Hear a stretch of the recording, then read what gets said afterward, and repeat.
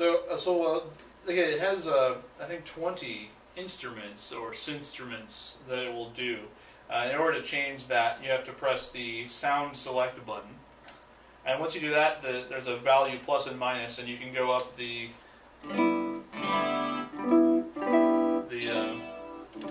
list. And some of them are like trying to be heavy metal, electric guitar.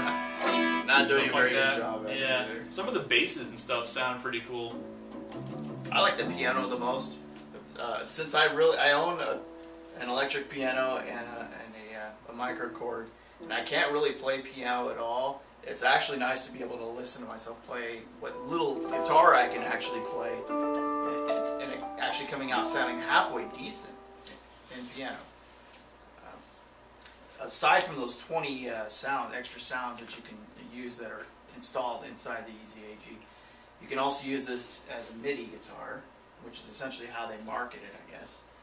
It's got a pretty simple MIDI hookup, which I've used. I think I have a short video demonstrating that in FL Studio, where you can pretty much use any kind of patch, and as long as your latency is on the low side, then I mean, it's just like playing any kind of instrument you can get out there. So if you get some good patches, some good classical patches, or better bass patches, or better piano patches, or even the synths out there, there's a lot of stuff you can do this with, especially if you know what you're doing. Yeah, and if you look around YouTube, there's some guys that do just that, and they actually do really well on this instrument as a performance instrument. Though personally, I'm not sure that I would use it that way. But like, I got this mainly to do sequencing work. Like if I have a riff or something that I wrote on the guitar, or that I know how to play on the guitar, and I just want to get it into the computer really quick. You plug it into the computer, play it out on the guitar, and now you got a MIDI version of it on the computer, and you can do stuff with that. And I mean, if you have a bass line or something, that's also, it's great for just plucking out a bass line real quick.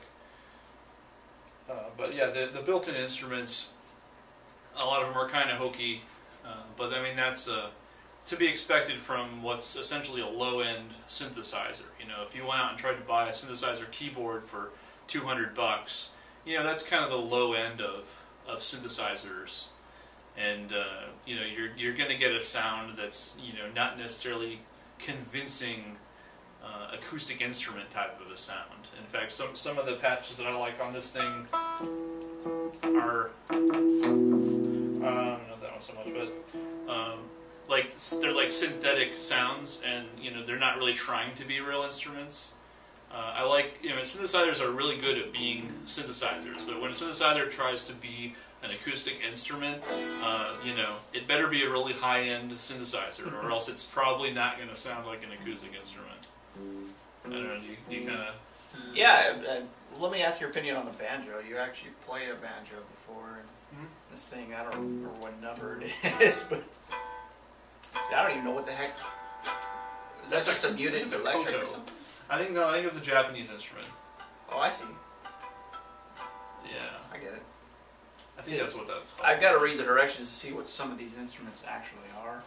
They're completely foreign to me. But, again, the possibilities for instruments are endless if you have any kind of software. Not to mention that I imagine as an input device it'd be easy to tab your songs on your computer. I don't know what specific programs you might be able to use for that, but I know there's a few out there that they take whatever you input on your MIDI device and automatically throw it up there as tabs.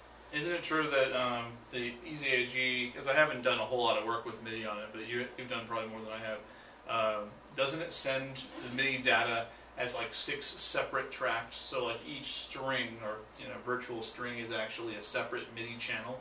Well, I know in FL Studio you can separate the individual MIDI tracks, or you can keep them all into the same track. It depends on the software, I suppose. And additionally, this thing came with some software. I haven't used it on mine. I think it's mostly just guitar instruction for beginners. But I think there's some drivers in there as well in case you have any issues.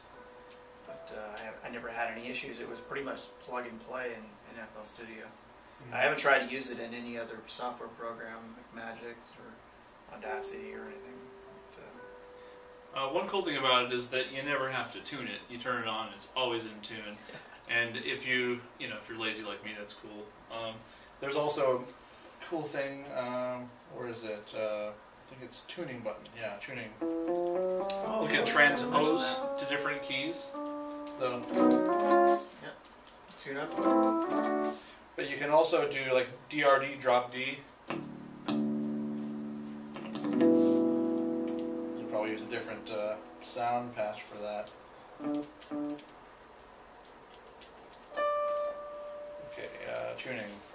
Open D. So that's like open D tuning is like when you strum it, it's like a D major chord. So you can just like.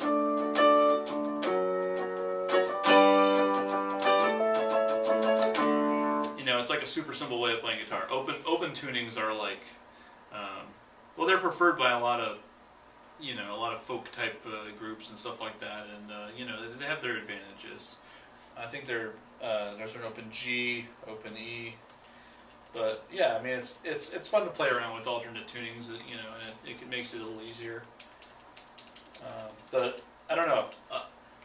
Personally, I do not consider this a replacement for a guitar by any means. Not.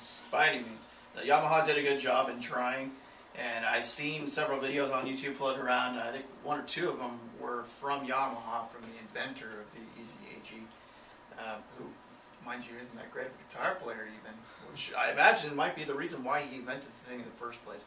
I think it's an excellent alternative input MIDI device for whatever you want to use it.